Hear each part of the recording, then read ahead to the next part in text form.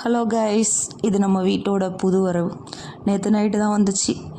அது பாவம் எங்கேயோ தெருவில் இருந்ததுன்னு நினைக்க வந்துட்டு அது மேலே ஃபுல்லாக ஒரே ஸ்மெல்லு. அது போக அது மேலே ஃபுல்லாக ஒரே பொண்ணு. யார் பெற்ற பிள்ளைன்னு தெரியல. நம்ம வீட்டுக்கு வந்துச்சு.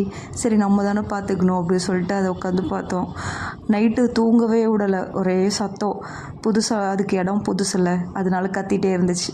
எந்திரிச்சு அதுக்கு அப்பப்போ கொஞ்சம் பாலை கொடுத்துட்டு தூங்க வச்சிச்சு. அப்புறம் அது காலையிலே ஸ்மெல் இருந்ததுனால காலையிலே அதை எந்திரிச்சது வேலையை அதை குளிக்க வச்சிச்சு. நல்லா குளிக்க வச்சுட்டு அப்புறமா ஹாஸ்பிட்டல் கூட்டிகிட்டு போயிட்டோம். அங்கே போனால் இது 45 நாள் ஆன குட்டி இல்லை, ஸோ அதனால் இன்ஜெக்ஷன் போட மாட்டோன்னு மருந்து மட்டும் கொடுத்தாங்க.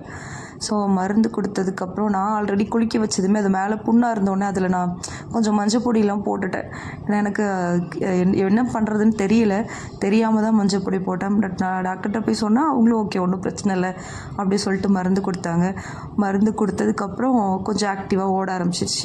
பொதுவாகவே என்னென்னா இந்த நாய்க்குட்டி இதெல்லாம் எனக்கு மெயின்டைன் பண்ணுறது அப்படிங்கும்போது ஒரு பெரிய வேலை மாதிரி தோணும், பண்ண மாட்டேன்.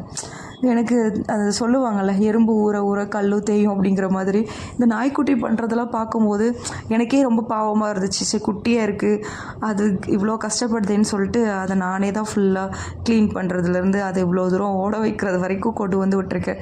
ஸோ இதுக்கப்புறம் டாக்டர் வந்து என்ன சொல்லியிருக்காங்கன்னா, ஒரு 2-3 டேஸ்க்கு அப்புறம் கூட்டிகிட்டு வாங்க, அது எப்படி இருக்குது என்னங்கிறத பார்க்கலாம், பார்த்துட்டு அதுக்கப்புறம் அதுக்கு மருந்து கொடுக்கலான்னு சொல்லியிருக்காங்க. அதுக்கப்புறம் அதுக்கு என்ன ஃபுட்டு கொடுக்கலாங்கிறதையும் சொல்கிறேன்னு இருக்காங்க. சரின்னு சொல்லிட்டு நான் கேட்டுட்டு வீட்டுக்கு வந்தாச்சு.